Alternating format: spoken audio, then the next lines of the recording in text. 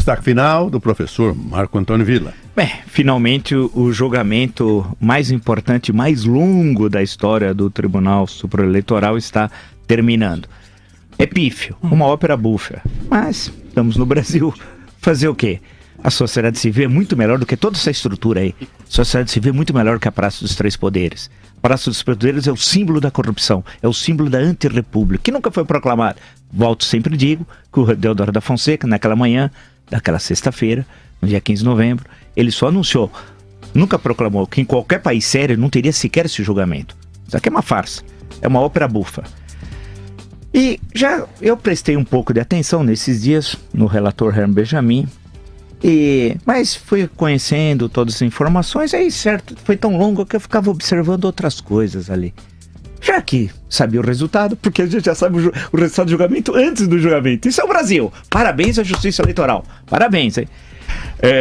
A gente já sabe o resultado antes. E eu fiquei observando o crucifixo que está lá. Não pode ter o crucifixo. Então já tem uma inconstitucionalidade naquele espaço. Não pode ter crucifixo porque o Estado brasileiro é laico, não é uma religião. Isso tem na Constituição de 1824, mas a notícia eu creio que não chegou a vários edifícios públicos, como por exemplo o Supremo Tribunal Federal, que é um absurdo, hein? Absolutamente inconstitucional, tem um crucifixo, e agora no TSE eu observei. Já eu ficava me distraindo, porque eu já sabia o resultado, não tinha nenhum problema. Aí fiquei observando a decoração pavorosa de um mau gosto, como dizia antigamente nos anos 60, cafona, horrível aquilo lá, um lixo, e um prédio modernoso do Niemeyer que custou na época 135 milhões de reais. Aquele prédio modernoso enorme, pra nada. E essa decoração interna cafonera, que é uma contradição até com a arquitetura do Niemeyer e tal. Outra coisa, a falsa cortesia, a hipocrisia dos ministros, eles são hipócritas. Quando Gilmar Mendes se dirigiu ao relator Benjamin, disse assim: há um encantamento meu com seu voto, estou encantado. Era tudo mentira. Tudo mentira, eles são hipócritas. Hipócritas. Era uma farsa entre eles, trocando elogios. Eu adoro o senhor. Pô, nós viajamos até no monomotor. Ontem eu soube que eles viajaram no monomotor. Que lindo. Em Águas de São Pedro. Se é um país sério, isso não tem. Essa hipocrisia não existe. Que me interessa que eles viajaram juntos, Gilmar e Herman, para Águas de São Pedro. E passearam no monomotor. Cara, desculpe dizer cara, mas eu tô falando uma linguagem popular. Isso é um absurdo. Isso não existe, isso aqui é a República do Trujillo, nós estamos na República Dominicana. Leio, entre outros, o grande romance do maior escritor vivo da América, que é o Mário Vargas Llosa. Leia A Festa do Bode, para ver o que era a República. Nós estamos igual ao Trujillo, isso aqui é o fim do mundo. Aí eu ficava olhava a decoração e tal. Aí tem 2 ministros, né, eu tô concluindo, mas dava uma raiva de ver aquilo. 2 ministros que foram recém-nomeados, o senhor Adimar com A, Gonzaga, e o senhor Tarcísio Vieira de Carvalho. Foram um nomeado em março, outro em abril pelo Temer. Eles não se sentiram impedidos de votar.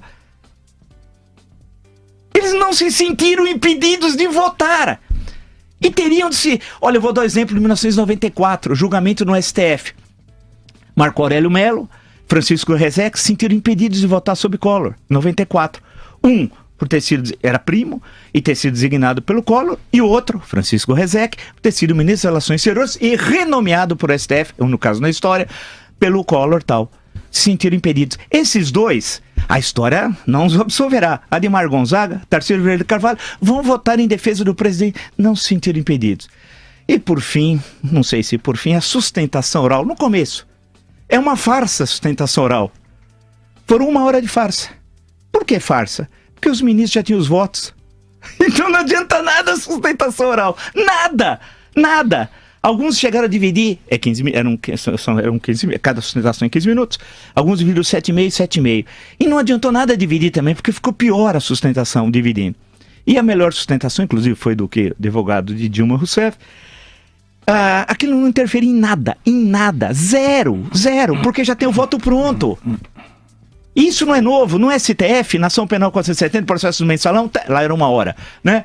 Já estava tudo pronto. E o Ricardo Lewandowski, inclusive, respondeu de improviso com um texto escrito de 80 páginas daquela vez. Dia 2 de agosto, viu, jurista da Rota do Franco Pulenta? Eu não me esqueço. 2 de agosto de 2012. Vergonhoso aquele fato. Lembra? A questão de ordem era de Márcio Thomas Bastos. E o senhor respondeu no improviso com um texto escrito de 80 páginas. Ou seja, mais uma ópera bufa. Mas a democracia brasileira vai se construir com a sociedade civil, não com esse Estado podre. Destaque final do ilustre advogado especializado em direito eleitoral, Dr. João Fernando Lopes de Carvalho. Obrigado, Joseval. Professor Vila, é difícil falar depois de você às vezes, viu? Ainda mais porque eu não posso dizer a você que compartilho de todas as suas opiniões. Eu sou um advogado que atua na Justiça Eleitoral há 30 anos. Se eu viesse aqui falar mal da Justiça Eleitoral ou dizer que a Justiça Eleitoral é tão ruim assim, eu estaria falando mal de mim mesmo e da minha atuação profissional. Tenho respeito pela Justiça Eleitoral, acho que, evidentemente, como qualquer instituição humana, ela é passível de críticas e deve ser criticada e deve ser melhorada, a legislação eleitoral deve ser melhorada, mas eu confesso a você, eu sou um homem de fé, eu creio na justiça eleitoral. Apesar de tudo, e concordo, realmente há uma certa solenidade, há sem dúvida nenhuma uma solenidade excessiva, um formalismo excessivo, uma série de práticas de atos que às vezes a gente mesmo participando deles fica achando que não tem tanta utilidade assim. Eu já fiz muitas sustentações orais perante a Justiça Eleitoral para verificar que todo o meu esforço não alcançou o ânimo dos juízes, mas também já fiz sustentações orais que alcançaram sim o ânimo dos juízes e que mudaram posições até de votos que estavam prontos e escritos e que foram revistos pelos juízes. Então, eu acredito, eu ainda sou um crédulo aqui. Vamos ter este julgamento será sim passível de críticas e sem dúvida nenhuma será criticado. O placar já era adivinhado, ontem já foi realmente definido, realmente passamos a conhecer que aquilo que já se supunha vai se tornar realidade, o placar de 4-3, e o julgamento vai ser feito com base em teses jurídicas, até onde a minha vista alcança, que são teses jurídicas que estão sendo usadas neste processo e que poderão e serão e têm sido usadas em todos os processos da Justiça Eleitoral, e para mim isto é o mais importante. Vamos caminhar, vamos resolver este julgamento, cassando ou não cassando. É importante que a Justiça Eleitoral julgue e apresente esse julgamento à sociedade brasileira.